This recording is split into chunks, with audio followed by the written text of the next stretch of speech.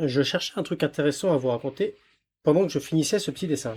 Ça n'aura rien à voir avec ce que je vais raconter.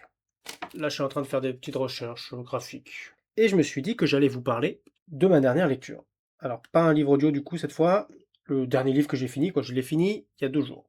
Comment j'ai cuisiné mon père, ma mère et retrouvé l'amour par S.G. Brown. Traduit de l'américain par Laura Deraginski. Ouais. Alors, de quoi ça parle ce petit bouquin? On suit l'histoire de Andy qui se réveille à la morgue 3 jours après sa mort. C'est un zombie, quoi.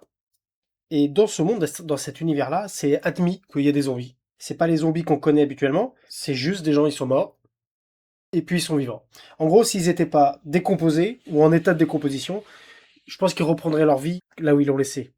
C'est juste que comme ils sont morts, eh ben, ils ont perdu tous leurs droits civiques, et globalement, ils ont perdu tous leurs droits. Ils peuvent plus voter, ils peuvent plus travailler. Donc c'est une métaphore pas vraiment cachée, puisqu'il en parle dans le bouquin de la ségrégation ou de l'apartheid, enfin de tous ces systèmes où tu sépares les gens, mais sur le ton de l'humour. L'idée est bonne et c'est plutôt marrant de suivre le quotidien d'un zombie et ses problématiques. Comment on fait pour pas se décomposer trop vite? Comment on fait pour rester en contact avec les gens avec qui on était amis maintenant qu'on est mort? Il y a des groupes de soutien. Comment on fait pour éviter les gens qui vous veulent du mal? Parce que ben, il y a un système qui se met en place où forcément quand t'as un groupe de gens qui n'ont aucun droit, t'as des gens qui en profitent et qui les font souffrir. Et puis comment on tombe amoureux. Parce que c'est un peu de ça que parle le bouquin, c'est une histoire d'amour entre deux zombies. Alors je vais pas tout raconter, mais ça part quand même assez loin dans le délire. Et surtout, il y a un ou deux twists que je vous raconte pas.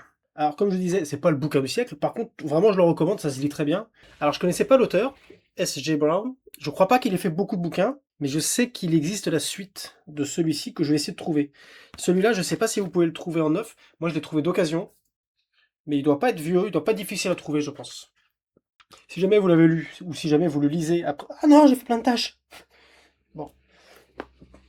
Ah, et du coup, voici mon dessin fini.